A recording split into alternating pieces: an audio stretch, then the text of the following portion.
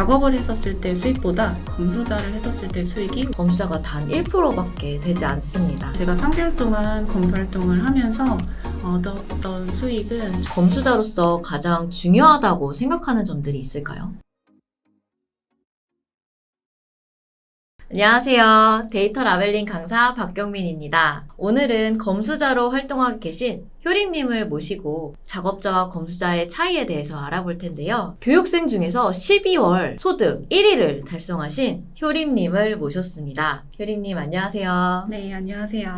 간단한 자기소개 부탁드릴게요. 네, 안녕하십니까. 저는 우효림입니다. 4년차 데이터 라벨러로 활동을 하고 있고요. 작년 11월부터는 검수자로도 활동을 하고 있습니다. 이렇게 인터뷰에 초대해 주셔서 감사하고요. 지금 막 시작하시는 영상을 보고 계시는 분들이 제 현실적인 경험을 통해 조금 도움이 되신다면 보람이 될 것 같습니다. 자기소개 정말 멋지게 해주셨네요. 감사합니다. 네. 검수자가 데이터 라벨링 작업자보다 숙련도가 더 높은 일 혹은 완전히 다른 일을 하는 것처럼 소개되기 때문에 작업자와 검수자 차이에 대해서 궁금하신 분들이 많으신데요. 작업자와 검수자의 차이를 본격적으로 알아보기 전에 이 검수자에 대해서 한번 자세히 알아볼게요. 효리님, 이제 검수자로 활동하셨으니까 검수자에 대해서 한번 설명해 주시겠어요? 검수자는 한마디로 그 데이터 작업이 정확하게 됐는지를 한번 체크를 해주는 사람인데요. 인공지능이 학습을 하기 위해서는 가공된 데이터가 필요하고 이 데이터 전처리를 데이터 라벨러들이 하고 있습니다. 그 가이드에 맞게 정확하게 작업이 되었는지를 검수자가 체크를 하게 되는데요. 이게 검수자라고 말을 할 수 있겠습니다. 데이터 라벨링 이 과정 중에서 검수자라는 직무가 왜 필요할까요? 아무래도 정확하게 데이터가 작업이 됐는지 필요하고 인공지능이 정확하게 목적에 맞게 학습을 하기 위해서는 품질이 높은 데이터가 필요합니다. 그렇기 때문에 검수자가 그 역할이 굉장히 중요하다고 볼 수 있겠습니다.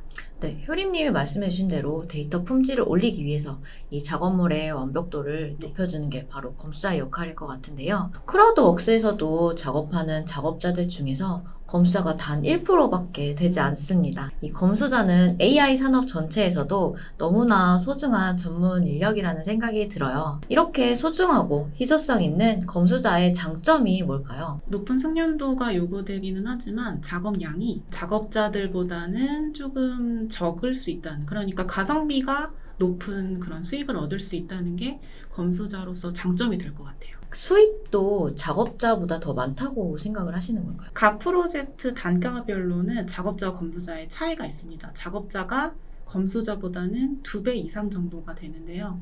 제가 전체 수익을 봤을 때는 작업을 했었을 때 수익보다 검수자를 했었을 때 수익이 월등히 높았습니다. 이 검수자라는 장점이 또 이제 현실적으로 엄청 잘 얘기해 주신 것 같아요. 네. 아무래도 데이터 라벨링 하시는 분들이 실질적으로 가장 궁금한 부분이었을 것 같아요. 수익 얘기가 나왔으니까 효림님 블로그에서 12월 교육생 기준 포인트 획득 1등을 했다는 글을 보았는데요. 효림님의 평균 수입이 궁금합니다. 평균 수입을 따질 수는 없겠지만 제가 3개월 동안 검수 활동을 하면서 얻었던 수익은 총 770만 원이었습니다. 3달 동안 770이면은 꽤 그래도 높은 수익을 얻은 거네요. 작업 단가와 비교했을 때 그 검수랑 작업 수입 비율이 어느 정도 됐나요? 작업을 했었을 때는 사실 단기로 하기도 했었었고 단가가 조금 적거나 또 오래 하지 못했기 때문에 그렇게 수익이 높지는 않았었는데 이 검수 활동은 작업 그 프로젝트 내 작업량도 굉장히 많았었고 그래서 제가 할 수 있는 작업물이 많았었던 것 같아요. 그래서 짧은 시간이었지만 많은 소득을 올릴 수 있었던 것 같습니다. 지금 말씀해주신 3개월 동안 참여했던 그 검수 활동 그 프로젝트에 대해서 한번 소개해 주시겠어요? 제가 검수자로 처음 활동했던 프로젝트는 과목별 문항 편집하기라는 프로젝트였습니다. 시험지를 이제 원래 그 로우 데이터를 마련을 해놓고 가이드에 맞게 그 데이터가 정확하게 변환이 되었는지 그거를 작업을 하고 저는 검수자였기 때문에 정확하게 작업이 되었는지를 검수를 했었습니다. 작업과 검수 포인트 단가 차이가 궁금합니다. 작업자들의 단가가 검수자들의 단가보다는 2배 이상 높았습니다. 그러면 검수자의 작업 단가가 더 적은 이유가 뭐라고 생각하시나요? 뭐 프로젝트마다 다르겠지만 이번 제가 경험했었던 프로젝트만 해도 작업자들이 직접 문항을 인식을 하고 또 직접 타이핑을 치는 그런 작업량이 월등히 높았기 때문에 작업 단가는 차이가 날 수밖에 없었던 것 같아요. 그러면 효림님께서는 작업자로도 활동하시고 이번에 검수자 경험이 있으신 건데 검수자 선발과 작업자 선발 중에 어떤 게 더 잘 선발되는 것 같으세요?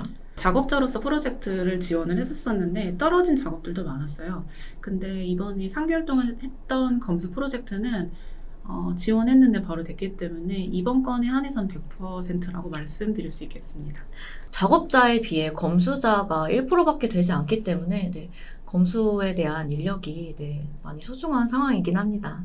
그러면 지금부터는 소득을 높일 수 있는 검수자의 작업을 본격적으로 확인해 볼 텐데요. 검수자로서 활동하기 위해서는 검수 자격이 필요한데 효림님은 어떻게 시작하게 되셨나요? 처음에는 프로젝트 작업자를 좀 하다가요. 기본 검수 자격 인증 과정이라는 이제 아카데미에서 학습을 하게 되었고 그 학습을 통해서 검수를 할 수 있는 자격을 얻게 되었습니다. 지금 설명해주신 기본 검수 자격 인증 과정 굉장히 낯선 과정일 텐데요. 이거에 대해서 설명을 한번 드리도록 하겠습니다.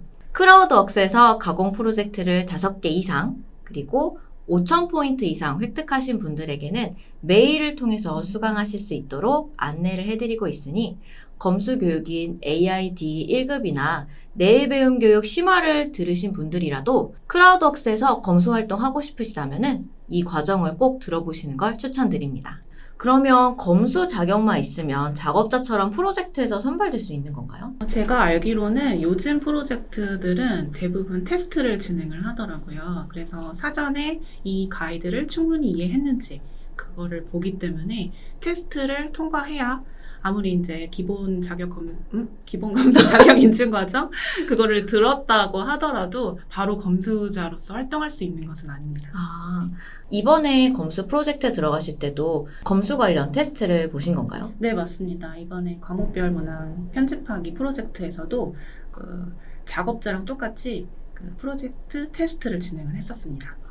그럼 어떤 테스트를 보셨었는지 테스트에 대해서 조금만 설명해 주시겠어요?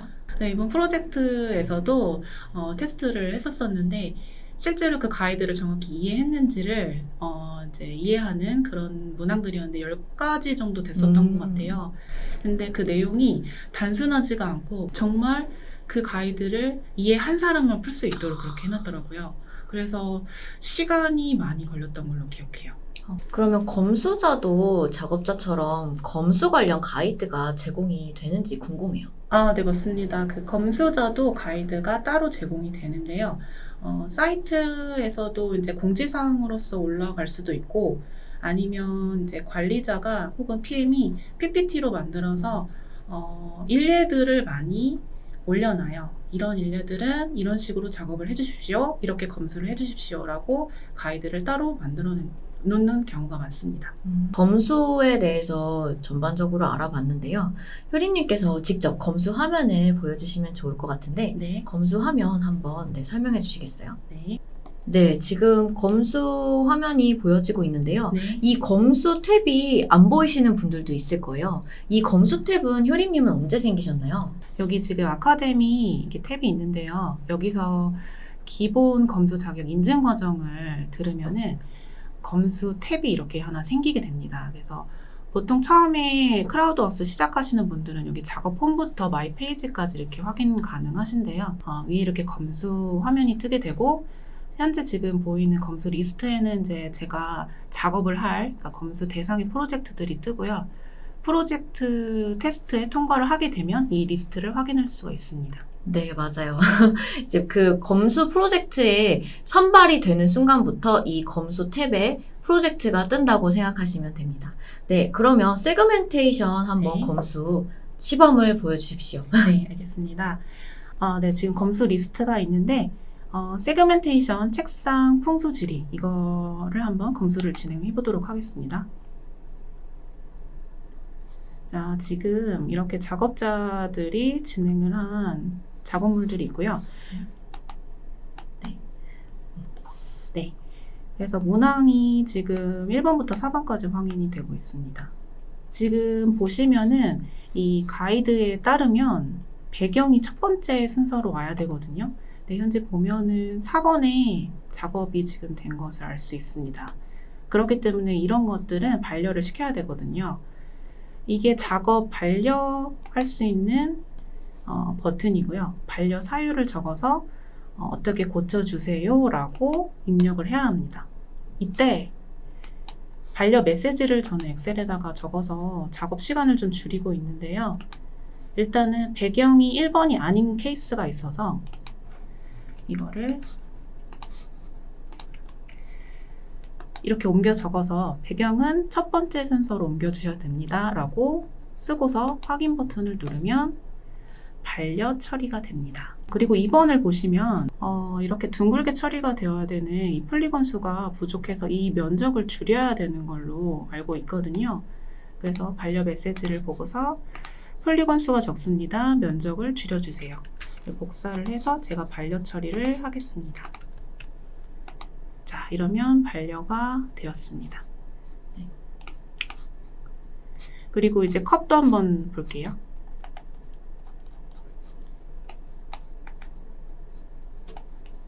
컵도 보시면 이것도 보시면 동그랗게 처리가 되어야 되는데 네모난 박스로 크게 지금 처리가 된 것으로 확인이 되고 있어요. 그래서 이것도 마찬가지로 아까 핸드폰처럼 폴리건 수가 적으니 면적을 줄여달라고 얘기를 해야 될 것 같습니다. 그래서 네, 면적을 줄여주세요 라고 하고 아까 보니까 컵인데 생활용품으로 태깅이 되어 있더라고요. 그래서 태깅 틀림,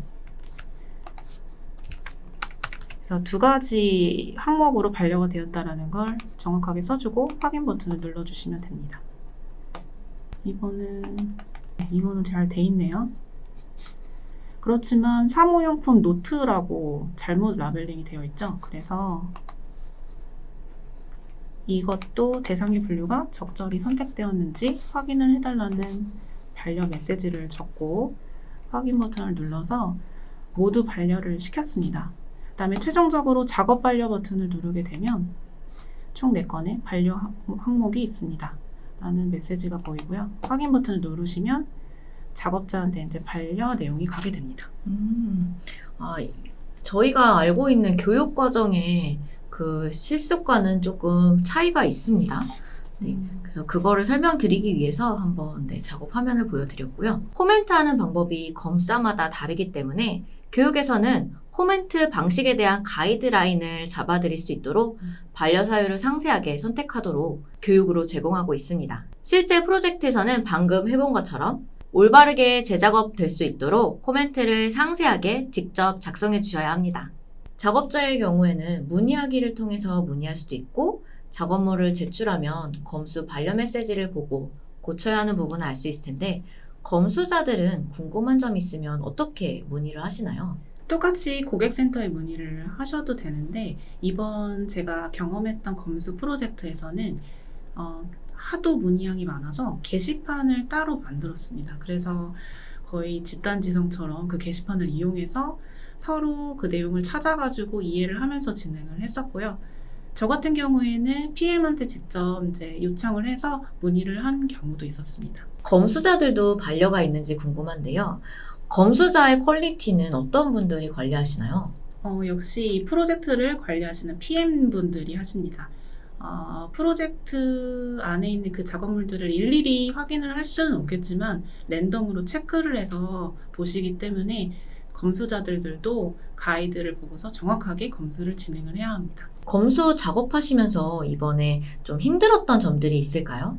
작업자, 검수자 이슈들이 많았던 것 같아요. 이게 어떤 거냐면 작업자분들이 검수자분들의 가이드가 이제 정확하지 않다고 이제 생각을 해서 거기에 대해 이제 불만을 품고서 게시판에다가 이제 저격하는 글을 올리신다거나 혹은 제가 겪었던 경우에는 분명히 피드백을 정확하게 했었었는데 그 내용을 보지 않고 그대로 제출을 다시 한 거죠.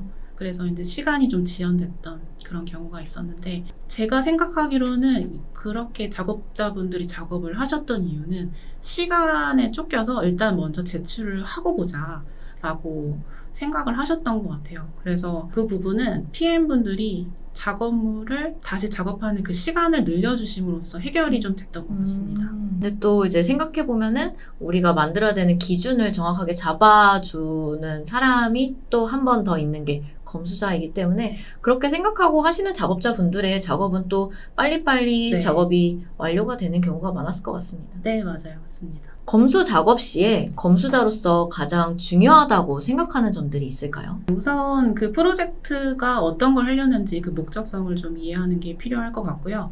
그리고 그 가이드를 정확하게 이해를 해서 작업자들의 작업물을 보고 정확한 피드백을 할 수 있는 그런 꼼꼼함이 필요하다고 생각을 합니다. 효림님은 본업도 있으시고 그리고 또 육아까지 하신다고 들었어요.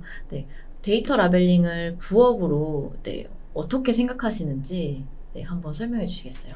저는 사실 그 짬이 나면 그 가만히 못 있는 성격이어서 성향상 이 데이터 라벨링이 좀 잘 맞았던 것 같아요.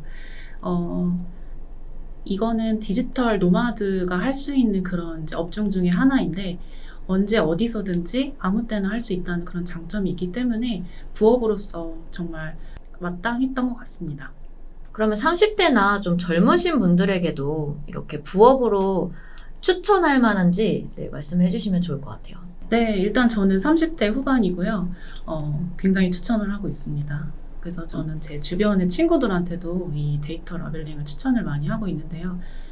스마트폰만 있어도 할 수 있고요. 그리고 노트북이나 또 보다 나아가자면 모니터 정도 있으면 검수를 훌륭하게 할 수 있습니다. 네, 지금까지 검수자로서 인터뷰를 잘 해주셨는데요. 효림님의 인터뷰를 잘 들으시고 검수자에 한번 도전해 보셨으면 좋겠습니다. 그래서 저희가 이벤트를 준비했는데요. 검수자 인터뷰를 보고 댓글로 데이터 라벨링에 대한 후기 혹은 시청 후기를 남겨주시는 분들 중 추첨을 통해 검수 자격을 받을 수 있는 13만 원 상당의 AID 1급 수강권을 드립니다. 자세한 사항은 유튜브 더보기란을 참고해주세요.